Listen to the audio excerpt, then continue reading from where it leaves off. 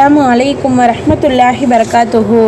உஸ்வத்துன் ஹஸனா இஸ்லாமிய மகளிர் கல்லூரியில் பேராசிரியராக பணிபுரியக்கூடிய ஆலிமா முர்ஷிதா உங்களுடன் 5 நிமிட மதரசாவிலிருந்து ஒரு சிறிய தகவலை பகிர்ந்து கொள்கிறேன்.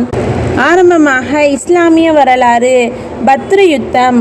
முஸ்லிம்களை தடயமின்றி அழித்தொழிக்க மக்காவின் முஷ்ரிக்குகள் ஆயுதம் தாங்கிய 1000 பேர் கொண்ட படையை திரட்டி மக்காவிலிருந்து புறப்பட்டனர்.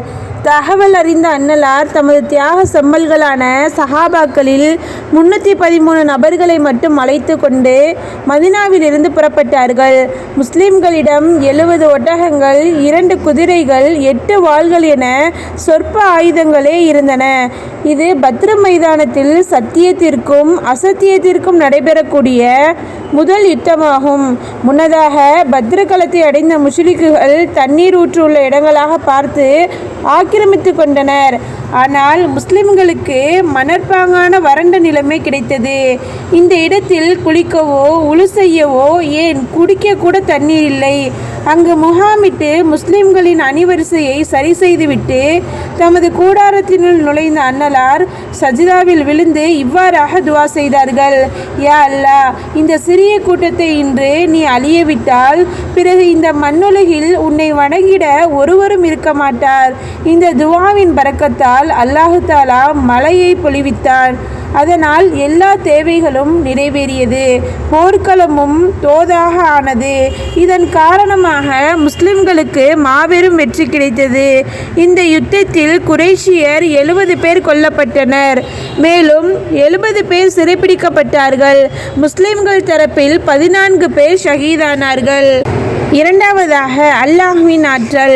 காற்றில் இயற்கையின் அமைப்பு. அல்லாஹ் தாலா காற்றில் அமைத்துள்ள இயற்கை அமைப்பை பாரீர். மேகங்களை ஒரு இடத்திலிருந்து வேறொரு இடத்திற்கு நகர்த்து செல்கின்ற பணியில் அல்லாஹ் தாலா காற்றை நியமித்துள்ளான். அது வறண்டு போன நிலம் பார்த்து மேகத்தை ஓட்டிச் சென்று மழையாக பொழியச் செய்கிறது. காற்றுக்கு இந்த பணியை தராவிட்டால் மேகம் தனது சுமையை தாங்காமல் ஒரே இடத்திலேயே இருக்கும். தமது விளைநிலங்களோ காய்ந்து வீணாகிவிடும். நிச்சயமாக இந்த மேகங்களையும் தனது கட்டுப்பாட்டுக்குள் வைத்திருப்பது அல்லாஹ்வின் ஆற்றலே. மூன்றாவதாக ஒரு ஃபர்லை பற்றி தன் குடும்பத்தாரை தொலை ஏவுதல். குர்ஆனில் அல்லாஹ் தஆலா கூறுகிறான், உம் குடும்பத்தினரை தொழுவும்படி ஏவுவீராக, இன்னும் நீரும் அதன் மீது நிலைத்திருப்பீராக.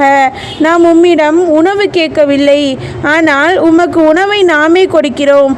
நல்ல முடிவு இறையச்சத்திற்கே உரியது. நான்காவதாக ஒரு சுன்னத்தை பற்றி நறுமணத்தை மறுக்கலாகாது. நபி அவர்களுக்கு நறுமணம் பொருளை அன்பளிப்பாக வழங்கினால் அதை அவர்கள் மறுக்க மாட்டார்கள். ஐந்தாவதாக ஒரு முக்கிய அமலின் சிறப்பு. சலாம் சொல்வதற்கான நன்மைகள். அஸ்ஸலாமு அலைக்கும் என்று சொல்பவருக்கு 10 நன்மைகள் எழுதப்படுகின்றன. அஸ்ஸலாமு அலைக்கும் வரஹ்மத்துல்லாஹ் என்று சொல்பவருக்கு 20 நன்மைகள் எழுதப்படுகின்றன. அஸ்ஸலாமு அலைக்கும் வரஹ்மத்துல்லாஹி வபரகாத்துஹு என்று சொல்பவருக்கு 30 நன்மைகள் எழுதப்படுகின்றன என்பதாக நபி அவர்கள் கூறினார்கள். ஆறாவதாக ஒரு பாவத்தை பற்றி. மது, செத்த பிராணி, பன்றி ஹராம். அல்லாஹ் தஆலா கூறியதாக நபி அவர்கள் கூறினார்கள், மது, செத்த பிராணி, பன்றி இவை 3ஐயும் விற்பதும் வாங்குவதும் உண்பதும் ஹராமாக்கப்பட்டுள்ளன. ஏழாவதாக உலகத்தை பற்றி. இம்மை மறுமையை தேடுவதில் விந்தை. மறுமையை நீ தேடினால் அது உனக்கு சுலபமாக கிடைத்துவிட்டால், அதே வேளை இம்மையின் ஏதாவது ஒன்றை தேடி அது உனக்கு கிடைப்பதில் சிரமம் தாமதம் ஏற்பட்டால் நீ நல்ல நிலையில் இருப்பதாக கருதிடு. மேற்காணும் விஷயங்கள் நேர்மறையாக நடந்திட்டால் நீ மோசமான நிலையில் இருப்பதாக கருதி என்று நபி அவர்கள் கூறினார்கள். எட்டாவதாக மறுமையை பற்றி. சுவனத்தாரின் அருட்கொடைகள். குர்ஆனில் அல்லாஹ் தஆலா கூறுகிறான், இன்னும் வலப்புறத்தார் நிலைதான் என்ன என்பதை அறிவீர்களா? அவர்கள் முள்ளில் அல்லாத இலந்தை மரத்தின் கீழும் நுனி முதல் அடிவரை குலை குலையாக பழங்களுடைய வாழை மரத்தின் கீழும் இன்னும் நீண்ட நிழலில் சதாவும் ஒளித்தோடி கொண்டிருக்கும் நீரின் அருகிலும் ஏராளமான கனி வகைகளின் மத்தியிலும் அவர் அவை அற்றுப்போகாதவை, உண்ண தடுக்கப்படாதவை, மேலும் உன்னதமான விருப்புகளில் அமர்ந்திருப்பர். நிச்சயமாக ஹூருல்-ஈன் என்னும் சுவன பெண்களாகிய அவர்களை பிரத்யேகமாக நாம் உண்டாக்கினோம். பின்னர் நாம் அவர்களை கன்னிகளாகவும் ஆக்கியுள்ளோம். தம் துணைவர் மீது பாசமுடையவராகவும் சம வயதினராகவும் வலப்புறத்தோருக்காக ஆக்கியுள்ளோம். 9வதாக நபி வழி மருத்துவம். ஜம்சம் தண்ணீரின் பயன்கள்.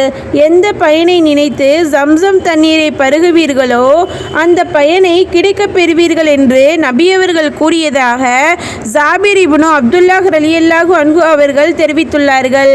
10வதாக குர்ஆனின் அறிவுரை. குர்ஆனில் அல்லாஹ் தஆலா கூறுகிறான், இறை விசுவாசிகளே, ஷைத்தானுடைய அடிச்சுவடுகளை நீங்கள் பின்பற்றாதீர்கள். எவன் ஷைத்தானுடைய அடிச்சுவடுகளை பின்பற்றுகிறானோ அவனை ஷைத்தான் மானக்கேடானவற்றையும் வெறுக்கத்தக்கவற்றையும் செய்ய நிச்சயமாக ஏவுவான்.